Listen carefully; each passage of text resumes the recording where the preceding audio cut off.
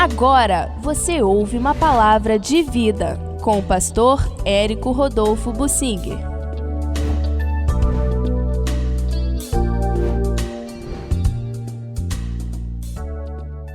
No livro de Ezequiel, nós encontramos profecias para um cumprimento bem próximo. Eu quero falar sobre aquela profecia no capítulo 12, a respeito da queda do príncipe em Judá. Deus chama de príncipe porque o rei verdadeiro do país de Israel era o Senhor. Mas eles se afastaram por completo do Senhor e deram poder total ao príncipe que se sentiu um rei, no direito de fazer o que bem quisesse. O resultado disso foi catastrófico. Eu vou fazer uma comparação. Para nós, na era do Novo Testamento, o que você tem é do Senhor. Você é um preposto de Deus aqui. Nós somos colaboradores de Deus com aquilo que é nosso. Nós não somos donos do que é nosso, nós somos prepostos do Senhor, colocados pelo Senhor para administrar, como mordomos daquilo que o Senhor nos confia. Quando você começa a se sentir dono do seu dinheiro, da sua casa, do seu carro, do seu negócio, da sua vida, quando você começa a se sentir dono ou dona, você já está se desviando, você está tendendo a deixar Deus de lado. Quando você faz tudo, resolve tudo, dirige a sua vida do seu jeito e Deus não tem mais lugar, você não consulta a Deus, não consulta o seu líder espiritual a respeito da vontade de Deus, você não consulta a Bíblia, então você já está usurpando o cargo do trono do seu coração. Você está sendo o seu reizinho, o seu eu está no trono e não o Senhor.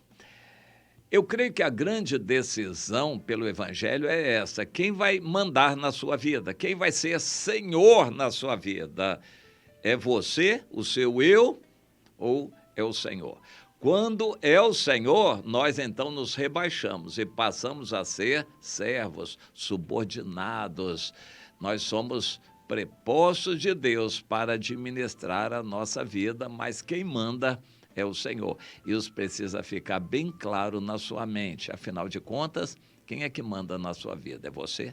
Quando você decide alguma coisa, é por você, segundo o seu pensamento, seus critérios, ou você consulta a Deus para poder tomar alguma decisão. Isso é fundamental. Deus aqui está se referindo ao rei de Judá, que na época era o rei Zedequias, como o príncipe, mas ele se achava o rei, era um rei de nada, e Judá já estava reduzida a um ovinho de nada, era insignificante em relação aos grandes impérios, até o Egito, que era um grande império, já não era muita coisa diante da Assíria, diante da Babilônia. A Síria era poderosa, a Babilônia foi muito grandiosa, os grandes impérios eram incomparavelmente maiores e mais fortes do que o reino de Judá ou de Israel. Israel acabou, já tinha acabado, sobrou Judá, que estava sendo reduzida, e já estava prestes a se cumprir a profecia de Deus. Mas os judeus não acreditavam. Jeremias, no capítulo 7, você já leu? Jeremias, no capítulo 7, traz uma palavra de Deus. Ô, Jeremias, fique lá na porta do templo e fique pregando alto para todos que entrarem, ouvirem. Vocês estão pensando que o templo vai proteger vocês? Não vai, não. Se vocês não se consertarem, Deus vai agir. Mas se vocês estiverem bem, se consertarem com Deus, se arrependerem de seus pecados, então Deus vai fazer com que vocês habitem nessa terra. Sabe o resultado? Eles davam gargalhada. Habitar, eu já habito. Deus vai me dar minha casa, que já é minha. Ah, que conversa fiada de profeta. Vê se eu vou aceitar palavra dessa. Eu vou continuar a minha vida. Deixa eu vir aqui, eu vou cumprir minha obrigação aqui no templo, depois eu volto para casa para fazer o que eu bem entendo, vou continuar a minha vida de pecado. É assim que muito crente faz hoje. Eu vou na igreja dar uma satisfação para Deus, faço uma campanha, dou uma oferta boa, e Deus vai ter que tirar o chapéu para mim, depois eu volto para casa para fazer o que quiser. Vou continuar minha vida mundana, minha vida de pecado, vou continuar e tudo bem. De vez em quando a coisa apertar, eu vou lá no templo, dar uma oferta grande, vou lá barganhar com Deus, vou fazer um agrado ao Senhor. Tem muito crente que pensa assim, e Deus mandou o profeta Jeremias dizer: não pense que a reunião no templo vai adiantar alguma coisa para vocês. Se vocês não se consertarem, o templo não vai proteger vocês, e ele mesmo não vai ser protegido. O Senhor diz que vai destruir esse templo. Bem, o Ezequiel já estava no cativeiro, mas de lá ainda recebeu profecias de Deus. Ele tinha que dizer para quem pudesse ouvir ao seu redor e também escrever, que foi o que ele fez. Então, no capítulo 12, ele recebeu uma orientação de Deus para chamar a atenção. Ele se fez de fugitivo, botou mochila nas costas, abriu um buraco na sua casa e saiu fugindo ali de noite. E ele fez aquilo no entardecer, para todos poderem ver e perguntarem: por que você está fazendo isso? Ele ia responder, então, da parte de Deus: isso aí é um sinal do que vai acontecer ao rei Zedequias, lá em Jerusalém.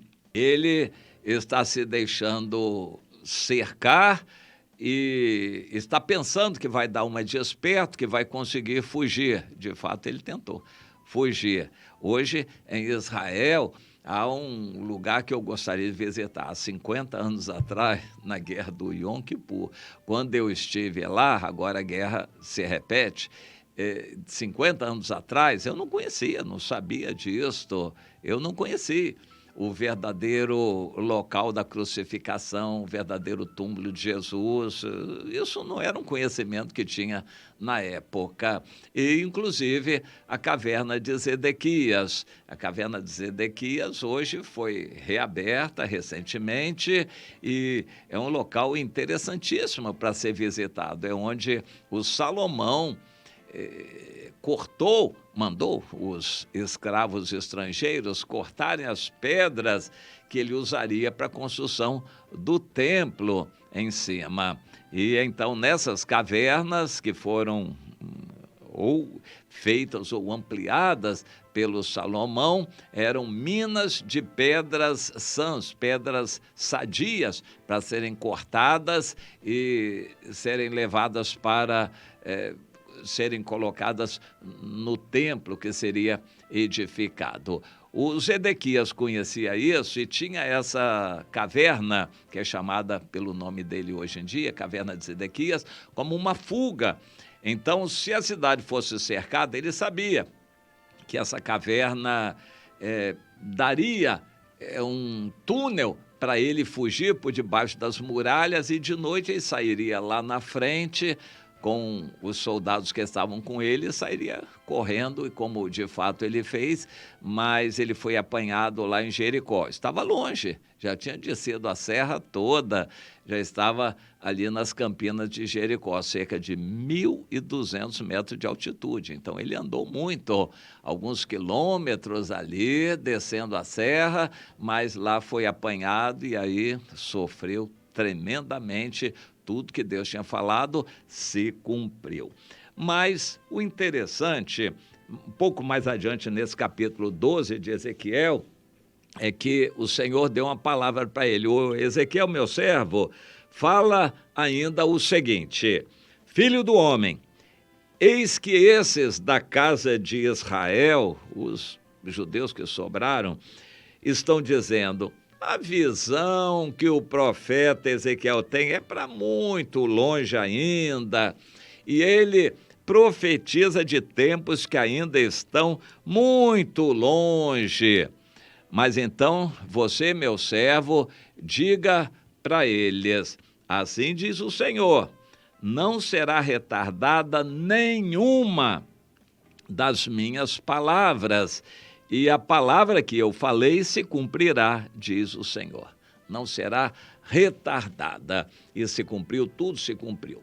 Deus tem nos dado revelações sobre o mundo, que está se preparando rapidamente para o arrebatamento, e logo depois do arrebatamento da igreja, a invasão de Israel, Gog e Magog, a invasão de Israel, e onde a Rússia vai ser destruída com os países muçulmanos e árabes também. Essa guerra do Gog e Magog, no meu entender, vai acontecer depois do arrebatamento. Então já estamos muito próximos do arrebatamento. Essa guerra já está sendo ensaiada agora. Agora ainda não é o Gog e Magog, mas está delineando como vai ser o Gog e Magog. Israel vai ser invadido de uma vez por todos os lados. Então, isto já está sendo preparado. Nós estamos na iminência.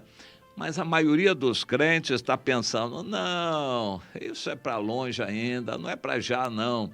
No Brasil, Deus tem nos falado que vamos passar dias terríveis.